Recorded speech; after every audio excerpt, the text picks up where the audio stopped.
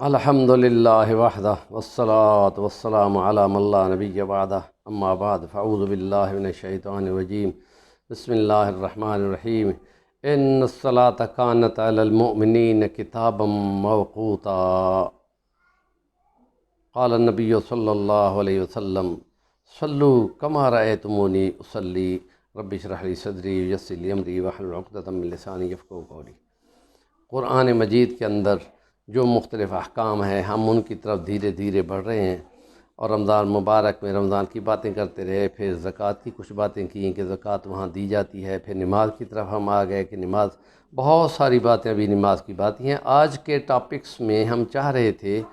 کہ نبی کریم صلی اللہ علیہ وسلم پر جو اللہ تعالیٰ نے وقتوں کے ساتھ مومنوں پر نماز فرضی کر دی گئی ہے، کتاباً موقوتا لکھ دی گئی ہے، فرض کر دی گئی ہے وقتوں کے ساتھ۔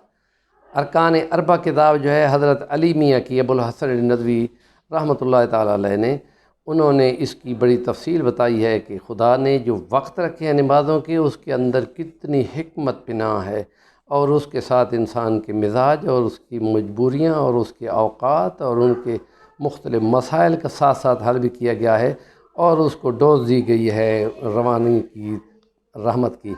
تو نمازوں کے لیے ہم کہتے ہیں کہ اس وقتوں میں سب سے پہلے فرض آئے کہ نبی کریم صلی اللہ علیہ وسلم پر جو اللہ نے نماز دی، وہ رکعات 2 رکعات فجر کی دی، اور اس میں جبرائیل امین نے آ کر آپ کو ٹائم بتایا۔ ایک دن آیا تو اس نے اول ٹائم بتایا، دوسرے دن آیا تو آخری ٹائم بتایا، اور پھر یہ کہا کہ ان ٹائم کے اندر آپ نے پڑھنی ہے، اور اگر نماز قضا ہو جاتی ہے تو یہ بہت بڑا لاس ہے، اور یہ خدا کا حق ہے کہ خدا کا حق اپنے ٹائم پہ پورا کیا جائے، اور اگر جماعت کے ساتھ ادا کی دی جائے تو اس کے کئی گنے زیادہ ثواب ہوتے ہیں، اور اگر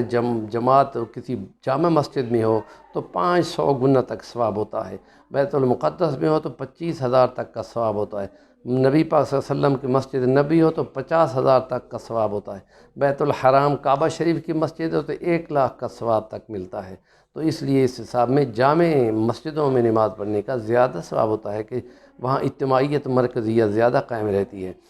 تو 2 فرض فجر کے دیے، پھر ظہر کے 4 فرض دیے، اور 4 فرضوں کے لیے بتایا کہ اس میں آپ نے وہ جہری نہیں پڑھنی۔ صبح کی نماز میں باقاعدہ جہریہ سنا کے پڑھی جاتی ہے، اور اس میں 2 رکعت بھری ہوئی اور 2 رکعت خالی پڑھی جاتی ہیں، اور اس کے ساتھ نبی کریم صلی اللہ علیہ وسلم نے پھر ساتھ فرمایا کہ اس میں 4 رکعت آپ نے سنت پہلے ادا کرنی ہے، جب فرض ادا کر لو پھر 2 سنتیں اس کے بعد ادا کرنی ہے، اور اگر آپ کو پسند آئے تو 2 نفل بھی ساتھ پڑھے جا سکتے ہیں۔ پھر ظہر کا ٹائم، وہ ٹائم یہ بتایا کہ جب سایہ 1 گنا ہوتا ہے اور سایہ 2 گنا ہوتا ہے، جب 2 گنے تک پہنچتا ہے تو اس کا ٹائم ختم ہو جاتا ہے اور عصر کا ٹائم شروع ہو جاتا ہے، اور اس عصر کے لیے 4 رکعت نماز کو رکھا گیا ہے، اور وہ بھی سری ہے، جہری نماز نہیں ہے، اس میں 2 رکعت بھری جاتی ہیں، 2 رکعت خالی پڑھی جاتی ہیں۔ پھر شام کی نماز ہے، 3 فرض رکھے گئے، اور اس میں 2 رکعت بھری ہوئی، 1 رکعت خالی، لیکن وہ جہری نماز ہوتی ہے، سنا کے قاری صاحب پڑھتے ہیں، اور اس کے بعد نبی پاک صلی اللہ علیہ وسلم نے 2 رکعت سنت بھی ساتھ اٹیچ کروائی تھی، اور یہ موقدہ ہے۔ اور عصر کی نماز جو ہے اس سے پہلے 4 رکعت جو پڑھائی تھی وہ غیر موقدہ تھی، کبھی پڑھی تھی کبھی نہیں پڑھی تھی تو غیر موقدہ ہو گئی۔ اور ظہر کی نماز جو ہے صبح کی 2 سنتیں ہیں، اس کے لیے تو تاکید یوں کی گئی ہے کہ وہ سنتیں اتنی قیمتی ہیں کہ زمین اور جہاں پہ سورج جن پر چمکتا ہے ان سے بھی زیادہ قیمتی ہیں، تو اس لیے علماء کے نزدیک اس کی قیمت کے حساب سے اس کو کوشش کرنی چاہیے کہ قضا نہ ہو، اور جماعت جہاں ہو رہی ہو وہاں نہ پڑھیں، کسی سائڈ پہ پڑھیں۔ بہتر ہے اصحاب نبی صلی اللہ علیہ وسلم کے طریقے پہ کہ گھروں سے وضو کر کے اور سنتیں گھر سے پڑھ کے نکلیں، پھر ہر قدم پر ثواب ملتا ہے، اور گھر میں واپس آنے تک بھی ہر قدم پہ ثواب ملتا ہے، اور بہتر ہے کہ فاصلہ زیادہ ہو تو زیادہ ثواب ملتا ہے۔ اور ظہر کی نماز کے بعد عصر کی نماز، عصر کے بعد مغرب کی نماز، اور پھر عشاء کی نماز آئی تو وہاں 4 رکعت فرض دیے گئے، اور 4 رکعت فرض سے پہلے نبی کریم صلی اللہ علیہ وسلم نے 4 سنتیں کبھی پڑھی ہیں کبھی نہیں پڑھی، غیر موقدہ ہیں، لیکن اس کے بعد جو 2 سنتیں پڑھی ہیں وہ موقدہ ہیں، اور اس کے بعد 3 وتر ہیں، نبی کریم صلی اللہ علیہ وسلم ان کو عشاء کے ٹائم سے ہٹا کر فجر کے تہجد کی طرف لے جاتے تھے، اور جو نوافل تہجد ادا کیے کرتے ان کے ساتھ پھر بعد میں اس کو پڑھ لیتے تھے، فجر کی اذان کا ٹائم ہو جاتا تھا۔ تو اس طریقے سے نبی کریم صلی اللہ علیہ وسلم نے ہمیں فرض نمازوں کے اوقات بتا دی ہیں۔ اور جبرائیل امین نے نبی کریم صلی اللہ علیہ وسلم کے پاس آ کر ہر نماز کا اول ٹائم اور آخر ٹائم بتا دیا کہ اس ٹائموں کے اندر آپ نے نماز کو پورا کرنا ہے۔ اور ہفتے میں ایک دن جمعہ کی نماز ہوتی ہے ظہر کی نماز کے برابر، تو اگر کوئی بندہ سفر پہ ہو تو اس کے لیے رعایت ہے، اور اگر کوئی موسم خراب ہو تو پھر وہ باہر نہیں جا سکتا تو وہ بھی ظہر کی نماز ادا کرے گا۔ اور خواتین کے لیے بھی یہ ہے کہ وہ گھروں میں پڑھتی ہیں تو ان کے لیے بھی ظہر کی نماز ہوگی، اور جو مسافر ہوں اس کے لیے بھی ظہر کی نماز ہوگی، تاکہ بندوں کو تکلیف نہ ہو۔ اللہ کا کلام یہ کہتا ہے کہ ہم نے کسی پہ اتنا بوجھ نہیں ڈالا کہ وہ اٹھا نہ سکے، اس کے حساب سے۔ اور جب رمضان المبارک آتا ہے تو عشاء کی نماز کے بعد نبی کریم صلی اللہ علیہ وسلم نے 3 دن تراویح کی نماز پڑھی تھی، اور حضرت عمر کا جب دور آیا تو انہوں نے فرمایا کہ اب نبی کریم صلی اللہ علیہ وسلم اس وقت تک 3 دن پڑھ کر پھر ہٹ گئے تھے کہ یہ بس نبی کا طریقہ رہے، فرض نہ بن جائیں، تو اب وہ نبی پاک صلی اللہ علیہ وسلم دنیا سے تشریف لے جا چکے ہیں، اب فرض وہ بننے سے رہے، آؤ اس کو نبی کریم صلی اللہ علیہ وسلم کی سنت سمجھ کر پوری کریں۔ اور حرمین شریفین میں مکہ اور مدینہ دونوں میں 20 رکعت تراویح پڑھی جاتی ہے، اور 10 تراویح کی تلاوت امام صاحب سناتے ہیں دنیا کو۔ اور اگر صبح کی نماز کے بعد سورج نکلنے کے بعد 10 منٹ چھوڑ کر نماز نفل پڑھی جاتی ہے تو اس کو نماز اشراق کہتے ہیں۔ اس کی شان یہ ہے کہ جو باقاعدگی کے ساتھ 2 رکعت یا 4 رکعت نماز پڑھتا ہے، اللہ پاک ایسے شخصوں کو یہ ہے کہ حج اور عمرے کی توفیقیں دیتا ہے اور ان تک پہنچاتا ہے۔ اور شام کی نماز جب آپ پڑھ لیتے ہیں تو شام کی نماز 2 سنتیں پڑھنے کے بعد آپ 4 رکعت یا 2 رکعت اوابین کے نوافل ادا کریں گے، اور اس کو لمبی صورتوں کے ساتھ پڑھیں تو تمہاری مرضی، چھوٹی صورتوں کے ساتھ پڑھیں تو تمہاری مرضی۔